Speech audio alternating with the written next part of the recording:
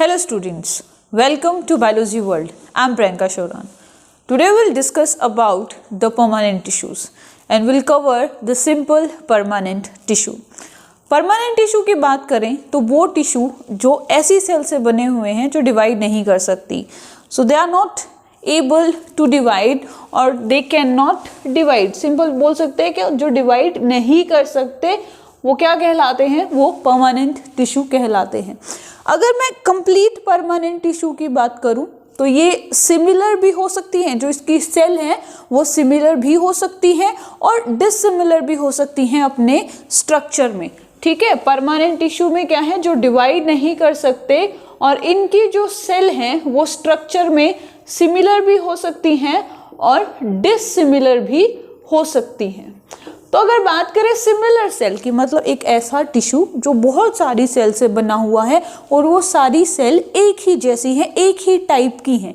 ठीक है, मतलब वो क्या, जो वन टाइप ऑफ सेल से बना हुआ है तो वो कहलाता है सिंपल परमानेंट टिश्यू. अगर ऐसा टिश्यू जिसमें बहुत सारी वेरियस टाइप ऑफ सेल पाई जाती हैं उसको कहते हैं कॉम्प्लेक्स परमानेंट टिश्यू. तो सिंपल परमानेंट टिश्यू क्या है, जिसमें सारी एक तरह की सेल पाई जाती हैं, सेम टाइप की सेल पाई जाती हैं. और कॉम्प्लेक्स परमानेंट टिश्यू क्या है, जिसमें डिफरेंट टाइप की सेल्स पाई जाती हैं. अगर सिंपल परमानेंट टिश्यू की बात करें तो तीन होते हैं, that is parenchyma, collenchyma and sclerenchyma.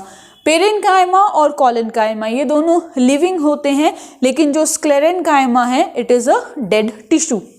पूछ लेता है कई बार कि इनमें से लिविंग कौन सा है, डेड कौन सा है. तो पेरेन्काइमा और कॉलेन्काइमा ये दोनों क्या हैं, लिविंग हैं, लेकिन जो स्क्लेरेन्काइमा है वो डेड टिश्यू होता है. इनके स्टोरेज मतलब जो क्या स्टोर करके रखता है, इनकी लोकेशन, इनके फंक्शन और इनका सेल टाइप कि किस टाइप की सेल से बना हुआ है, कैसी शेप है, सेल वॉल कैसी है, तो ये कई बार नीट में पूछा गया है, क्वेश्चंस इससे आते हैं तो वो हम लोग वन बाय वन डिस्कस करते हैं. So if we are talking about the parenchyma, तो पेरेन्काइमा क्या है, अगर सेल की बात करें तो they can be oval, they can be spherical और some time they can be elongated. तो ओवल सेल भी पाई जा सकती है, स्फेरिकल भी हो सकती है और इलोंगेटेड सेल भी क्या है, पेरेन्काइमा की हो सकती हैं. They have a well developed nucleus, बहुत अच्छा न्यूक्लियस इनके अंदर प्रेजेंट रहता है. तो अगर कभी ज़रूरत हो, जब सेकेंडरी ग्रोथ की रिक्वायरमेंट हो, तो पेरेन्काइमा क्या है, वापस से डिवाइड करने की जो एबिलिटी है उसको रिटेन कर लेता है और डिवाइड कर सकता है अगर ज़रूरत पड़ी तो. They have a dense cytoplasm, dense cytoplasm होता है. और जो इंटरसेलुलर स्पेस है, दो सेल के बीच का जो स्पेस है वो हो भी सकता है और नहीं भी हो सकता. सो they have intercellular space or they don't have intercellular space. Now if we are talking about the cell wall, जो इसका सबसे important point है कि पेरेन्काइमेटस सेल की जो वॉल है वो किससे बने हुए हैं, तो वो सेलुलेज, हेमीसेलुलोज और पेक्टिन से बनी हुई है. किससे, सेलुलोज, हेमीसेलुलोज और पेक्टिन से क्या है, सेल वॉल बनी हुई है. किसकी बनी हुई है, पेरेन्काइमा की. Now if we are talking about the location, तो जो मेन लोकेशन है कि जहां पर हमें पेरेन्काइमा मिलेगा वो है फूड स्टोरेज सेल. ऐसी सेल जो फूड को स्टोर करके रखती हैं, ठीक है, या फिर जो कॉर्टिकल सेल है, कॉर्टेक्स की जो सेल है, पिथ सेल है, या जिसको हम कह सकते हैं कि जो मेडुला की सेल है, वहां पर हमें पेरेन्काइमा नजर आएगा. कुछ पेरेन्काइमा की मॉडिफिकेशंस भी होती हैं, लाइक अगर पेरेन्काइमा के अंदर हम मतलब ऐसी पेरेन्काइमेटस सेल जिसके अंदर अगर क्लोरोफिल पाया जाए, अब क्लोरोफिल प्रेजेंट है तो इट मीन वो फोटोसिंथेसिस करेगा. तो ऐसी सेल, ऐसी पेरेन्काइमेटस सेल जिसमें अगर क्लोरोफिल प्रेजेंट है तो उस पेरेन्काइमा को हम एक नया नाम देते हैं, that is chlorenchyma. Chloren for the chlorophyll. ठीक है, क्लोरोफिल है तो क्या करेगा, फोटोसिंथेसिस करेगा. तो क्लोरोफिल अगर किसी भी पेरेन्काइमेटस सेल्स में प्रेजेंट होता है तो उसको कहेंगे क्लोरेन्काइमा. वैसे ही एक और मॉडिफिकेशन है, दैट इज एरेन्काइमा.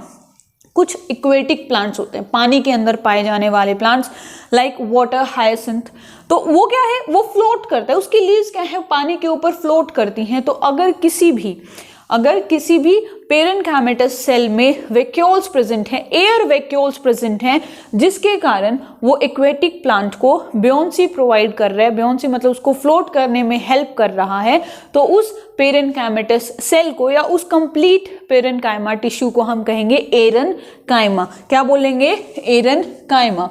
तो अगर क्लोरीन है इट मीन वो फोटोसिंथेसिस करवा रहा है, अगर एरन है इट मीन वो फ्लोटिंग में हेल्प कर रहा है। और ये दोनों ही किसकी, ये क्लोरीन है, कॉलिन नहीं है, क्लोरीन, याद रखना, कॉलिन तो दूसरा अलग हो जाएगा, लेकिन अगर क्लोरीन की बात करेंगे तो ये पेरेन्काइमा की मॉडिफिकेशन है। एरनकाइमा जो कि प्लांट्स को वाटर में फ्लोट करने में हेल्प करते हैं, उनको एक ब्योंसी प्रोवाइड करते हैं। क्यों ब्योंसी प्रोवाइड करते हैं, क्योंकि इनके अंदर एयर वैक्यूल्स प्रेजेंट होते हैं और ये क्वेश्चन नीट में पूछे जाते हैं, ठीक है, मॉडिफिकेशंस पूछी जाती हैं। Next is function. जो पेरेन्काइमेटस सेल है या पेरेन्काइमा टिश्यू है, उसके क्या क्या फंक्शन है। सबसे इंपॉर्टेंट तो हमने पढ़ ही लिया, फूड स्टोरेज, ठीक है, कहाँ पाया जाता है भाई, फूड स्टोरेज सेल में पाया जाता है, तो काम भी क्या करेगा, फूड को स्टोर करेगा, ठीक है। अब एरनकाइमा है तो ये क्या करेगा, फ्लोटिंग में हेल्प करेगा। क्लोरेनकाइमा है तो क्या करेगा, फोटोसिंथेसिस करेगा, ठीक है। और कुछ ऐसे भी पेरेन्काइमा होते हैं कि जो कुछ मेटाबोलाइट्स या कह सकते हैं कुछ ऐसे सब्सटेंस रिलीज करते हैं लाइक रेजिन, टेनिन, गम। दूसरा कई बार क्या है कि प्लांट को अगर कई बार चोट लग जाती है, मतलब कुछ फ्रिक्शन वगैरह हो जाता है तो वाउंड हो जाता है, तो वाउंड हीलिंग में भी ये हेल्प करता है, ठीक है। तो ये थे पेरेन्काइमा के function. Next is collenchyma, second simple permanent tissue. अब ये क्या था, it was Oval, spherical and elongated. अब कोलेनकाइमा की सेल कैसी है, it's collenchyma, it's spherical, it can be Oval और इट इज पॉलीगोनल शेप, ठीक है। इसकी सेल की जो शेप क्या है, स्फेरिकल भी हो सकती है, ओवल भी हो सकती है और पॉलीगोनल भी हो सकती है। It is without intercellular space, cell के बीच में आपको स्पेस देखने को नहीं मिलेगा। और इनके जो कॉर्नर्स हैं, कंप्लीट सेल वॉल नहीं, सिर्फ जो कॉर्नर हैं वो थिक होते हैं। क्यों थिक होते हैं, क्योंकि इसके अंदर सेलुलोज, हेमीसेलुलोज और पेक्टिन की डिपोजिशन होती है। किसकी, सेलुलोज की, ठीक है, हेमीसेलुलोज की और पेक्टिन की डिपोजिशन के कारण जो कोलेनकाइमा है उसके कॉर्नर्स थिक मिलेंगे और ये इसका एक कैरेक्टरिस्टिक फीचर है जो कि एग्जाम में पूछा जाता है। पहले भी बताया था कोलेनकाइमा कैसी है, लिविंग सेल है, लेकिन इसका फंक्शन क्या है, ये मैकेनिकल स्ट्रेंथ या मैकेनिकल सपोर्ट प्रोवाइड करती है। मैकेनिकल स्ट्रेंथ भी लिखा हो सकता है और मैकेनिकल सपोर्ट भी लिखा हो सकता है। तो क्वेश्चन आ जाएगा वो कौन सा परमानेंट टिश्यू है या वो कौन सी सेल है जो मैकेनिकल सपोर्ट प्रोवाइड करती है प्लांट्स को, तो वो हो जाएगी कोलेनकाइमा। या क्वेश्चन आएगा वो कौन सी सेल है जिनके कॉर्नर्स, सिर्फ कॉर्नर्स थिक होते हैं, तो वो क्या है, कोलेनकाइमा। कहाँ पाई जाती है, डाइकोट स्टेम की हाइपोडर्मिस में, ठीक है, कहाँ पाई जाती है, डाइकोट की हाइपोडर्मिस में। अब जो लास्ट रह गया है that is sclerenchyma, simple permanent tissue का इकलौता डेड टिश्यू या इकलौता ऐसा टिश्यू जो डेड सेल से बना हुआ है। अब डेड सेल से कैसे बना हुआ है, क्योंकि उसके अंदर प्रोटोप्लास्ट ही नहीं है, ठीक है, उसके अंदर जो प्रोटोप्लास्ट है वो है ही नहीं। इसकी अगर हम वॉल देखेंगे तो दे आर थिक वॉल्ड, ठीक है, कैसे होते हैं, थिक वॉल्ड होते हैं और इनके बीच में आपको स्पेस मिलेगा जिसको कहेंगे हम लोग पिट। क्या कहेंगे, ऐसे खाली ऐसे गड्ढे से नजर आएंगे, होल नजर आएंगे, that is known as pit and they are thick walled, बहुत मोटी वॉल होती है, ठीक है। क्यों, क्योंकि यहाँ पे एक सीमेंट लाइक स्ट्रक्चर प्रेजेंट होता है, या कह सकते हैं कि जो इनकी सेल वॉल है वो एक सीमेंट लाइक स्ट्रक्चर से बनी हुई होती है जिसको हम कहते हैं लिग्निन। तो किससे बनी होगी सेल वॉल, लिग्निन से बनी हुई होगी।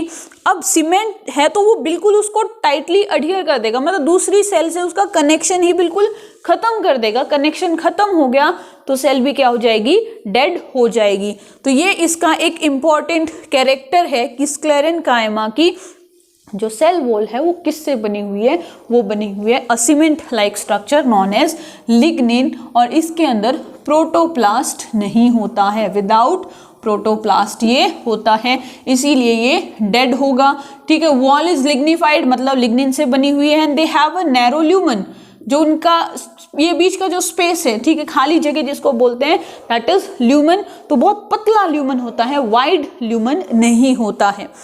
स्क्लेरेन्काइमा को हम दो पार्ट में डिवाइड करते हैं, sclerenchymatous fibres and the stone cell, ठीक है, जिसको हम लोग स्क्लेरीड भी कहते हैं।